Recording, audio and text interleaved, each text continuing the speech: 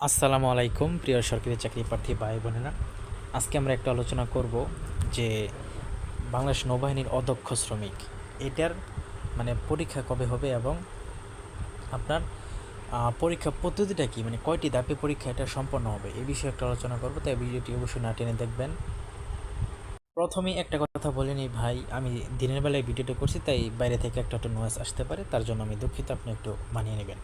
আচ্ছা, তো অদক্ষ শ্রমিক এই পদটাতে আপনাদের অনেকেরই হয়তো মেসেজ এসে পড়েছে যে কবে পরীক্ষা। আর যাদের না এসেছে তাদেরকে আবার বলছি আমি, তাদের পরীক্ষা হচ্ছে 14ই আগস্ট। 14ই আগস্ট আপনাদেরকে কিন্তু পরীক্ষা হবে এই অদক্ষ শ্রমিকের, ঠিক আছে? এবং অদক্ষ শ্রমিকের সাথে উচ্চমান সহকারী কিন্তু আছে। তাই আমি অদক্ষ শ্রমিক এবং উচ্চমান সহকারী দুইটারই পরীক্ষা পদ্ধতি আজকে এই ভিডিওতে আলোচনা করব, ঠিক আছে?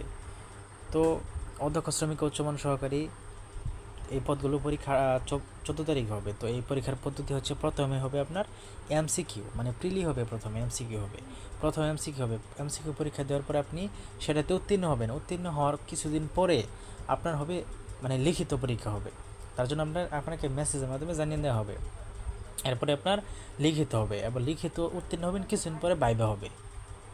এই 3টি ধাপে কিন্তু আপনাদের পরীক্ষা সম্পন্ন হবে বন্ধুরা, ঠিক আছে? তো অনেকে জানতে চেয়েছেন এই বিষয়টা, আমি জানিয়ে দিলাম। তো আপনাদের কি উপকৃত হয়েছেন কিনা আমাকে কমেন্ট অবশ্যই জানিয়ে দেবেন, লাইক করবেন, ঠিক আছে? আপনাদের সাপোর্ট আমার কাম্য, ঠিক আছে? এই ধরনের ভিডিও পেতে অবশ্যই চ্যানেলটা সাবস্ক্রাইব করে সঙ্গে থাকুন, বন্ধুদের শেয়ার করবেন। ধন্যবাদ।